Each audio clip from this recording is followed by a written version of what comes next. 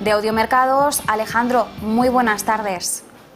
¿Qué tal? ¿Cómo estáis? Muy buenas tardes. Alejandro, muchísimas gracias por atender la llamada de Negocios Televisión en un día clave. Ya estábamos muy pendientes a lo largo de la semana de este dato de inflación, hasta el punto se ha generado tal revuelo que ayer se filtraba un informe falso que hacía que la Oficina de Estadística estadounidense tuviera que decir, oye, no, que esto es falso, que todavía no se ha publicado oficialmente el dato. Hasta este punto ha llegado la inflación a convertirse en una de las grandes preocupaciones de todas las economías, y en este caso atendiendo a la principal potencia económica del mundo.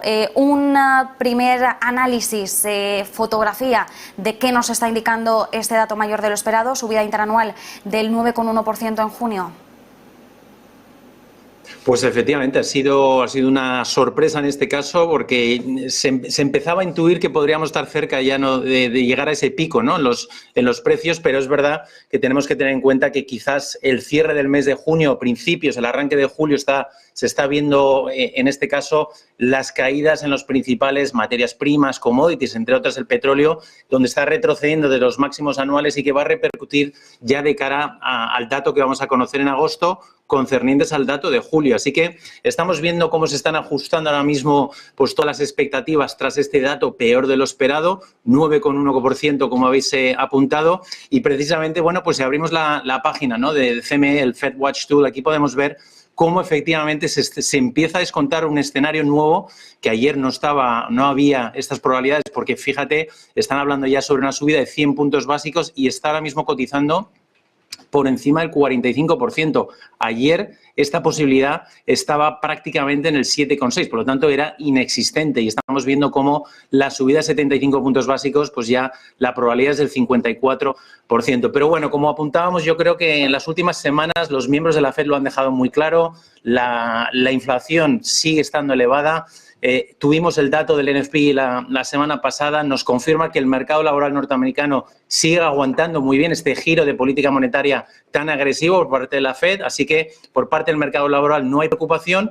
Por parte de la inflación, lo que va a tener que hacer la FED es apuntalar con más fuerza, si cabe, la demanda, ¿no? La demanda que está habiendo hasta ahora no la está afectando como esperaba.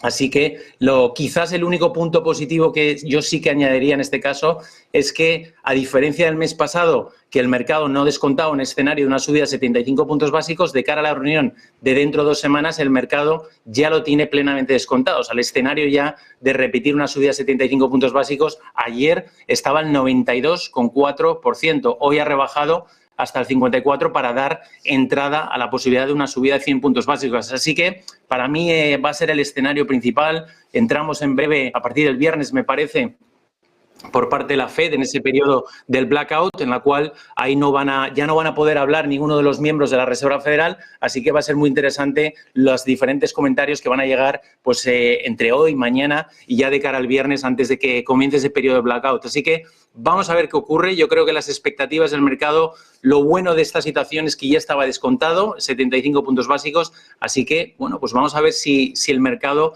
termina comprando estas caídas que estamos viendo, que son importantes sin duda de cara a la apertura de hoy.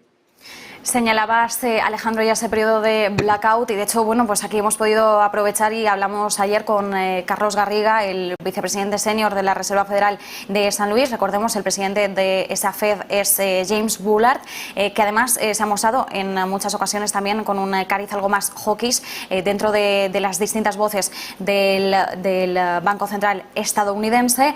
Y además, bueno, pudimos comprobar cómo los distintos miembros de la FED van con mucha cautela a la hora de expresar mensajes que no puedan generar sorpresas o desestabilizar los mercados. Veíamos cómo no se aventuraba a dar unas previsiones o unos mensajes demasiado contundentes o afirmaciones muy directas. Cuando le preguntamos por la próxima subida de tipos dentro de 2 semanas, nos decía, bueno, lo más probable sería un escenario de 75 puntos básicos, ¿no?, que es lo que más descuenta el mercado, pero no descartamos otro tipo de movimiento si vemos algún dato que pueda generar algún tipo de sorpresa o que nos haga virar, ¿no?, en la dirección que ahora mismo parece que es la que está más predeterminada. Entonces, ahora la gran pregunta es si este dato de inflación, esta subida mayor de lo esperado, va a ser suficiente como para que la Fed decida incrementar todavía más esa agresividad de la subida de tipos. Una cosa también, Alejandro, por la que te quería preguntar, porque dentro de los datos también nos gusta mirar algunos detalles, veíamos cómo también es bastante preocupante el avance intermensual del IPC general y también del subyacente. En el caso del subyacente es un avance del 0,7%, es una décima más de lo esperado y más también respecto al mes anterior. Si miramos al IPC general, la tasa intermensual ha crecido al 1,3%. Estos son 3 décimas más también respecto al mes anterior. ¿Qué nos están indicando esas variaciones mes a mes?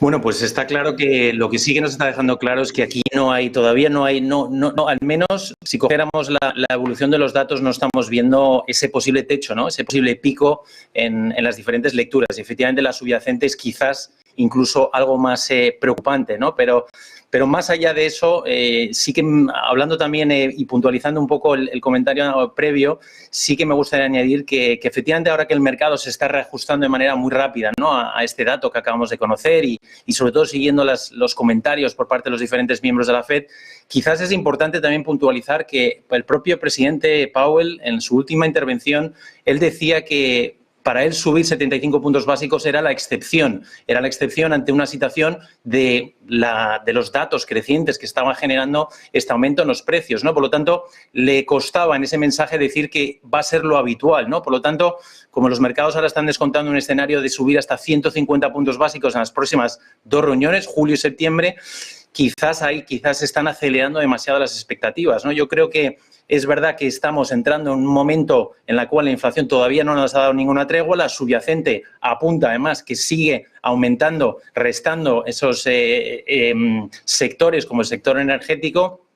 Pero si leemos un poco entre líneas, quizás si miramos más allá y pensamos que sobre todo los principales materias primas, como decía antes, el petróleo, que ha retrocedido más de un 25% desde los máximos anuales, pero hablando también del sector alimentario, ¿no? El trigo también está retrocediendo desde los máximos. Estamos viendo cómo la cotización del gas natural también se ha alejado de los máximos en el pico que hemos tenido y que ha tenido una influencia directa en los datos del mes de mayo, en los datos del mes de junio. Por lo tanto, puedo pensar de manera objetiva en función de esa evolución, de esa tendencia a la baja en las principales materias primas que están teniendo un peso específico en la inflación, que quizás este es el dato que nos puede indicar que ya hemos tocado el techo. No significa que el próximo mes, ojalá cayésemos muy rápidamente, esto va a ser un proceso mucho más largo de lo que esperamos y, por supuesto, que tenemos que tener en cuenta que al final el factor clave que nos está acelerando aún más estos precios pues está siendo también la situación en Ucrania, ¿no? Así que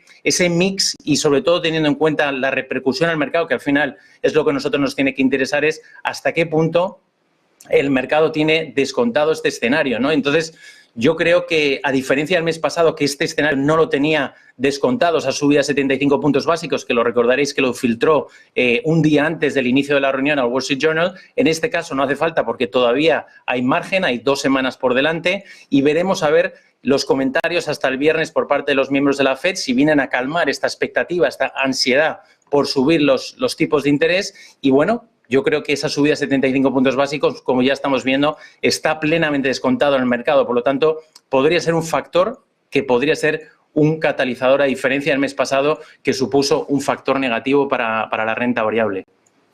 Atención, Alejandro, una información que estamos conociendo de última hora y es que los swaps de la Fed cotizan por completo, atención, 150 puntos básicos de aumentos durante las próximas 2 reuniones de política monetaria. Veremos hasta qué punto el mercado tenía descontado ya esos 75 puntos básicos y a ver este nuevo escenario que se nos abre ahora. Ya no hablamos de 100 puntos básicos, según los swaps de la Fed, 150 puntos básicos. Entenderíamos en julio, dentro de 2 semanas, y luego ya en septiembre, a la vuelta del parón veraniego, por así llamarlo. Una cuestión, mientras tanto estamos observando también la evolución del dólar. Por supuesto, ahora mismo los futuros del índice dólar se están impulsando en torno a 3 décimas, 108,22, el nivel que está tocando. Evidentemente, el dólar no solo se está fortaleciendo frente al euro, que ahora mismo estamos viendo el euro caer un 0,22% respecto al dólar, si vigilamos el par, el dólar ahora mismo se está fortaleciendo respecto al resto de divisas, como nos está mostrando el índice dólar. ¿Cómo interpretamos esta subida del dólar? Lo que está empezando, o el sentir general que estamos viendo reflejado en la divisa, es una mayor agresividad por parte de la Reserva Federal de cara a las próximas semanas. Pues efectivamente lo que viene a reflejar es la situación que prácticamente llevamos viviendo en la revalorización que lleva el dólar prácticamente durante este año. Me parece que es un 16% que se ha revalorizado. Es verdad que hay muchos motivos, principalmente la divergencia de políticas monetarias entre el Banco Central Europeo y la Reserva Federal Norteamericana, y bueno, y luego ya los factores en sí de la propia situación que estamos viviendo en Europa por la cercanía con Ucrania, por las sanciones y demás. Pero más allá, que efectivamente pues está influenciando claramente al euro, que está tocando y rompiendo, ¿no?, ese nivel que llevamos viendo todos durante toda la semana, ¿no?, hablando sobre esa paridad. Y bueno, pues viendo efectivamente el gráfico del dólar, parece que no tiene techo, ¿no? Estamos viendo aquí cómo está rozando los 109, la cesta, lo que es la cesta del dólar. Eso es un gráfico semanal y estamos ya pues en niveles quizás que no hemos visto prácticamente desde el año, pues eso, en las últimas 2 décadas, en correspondencia con el nivel en el que está en el euro, ¿no? Estamos rompiendo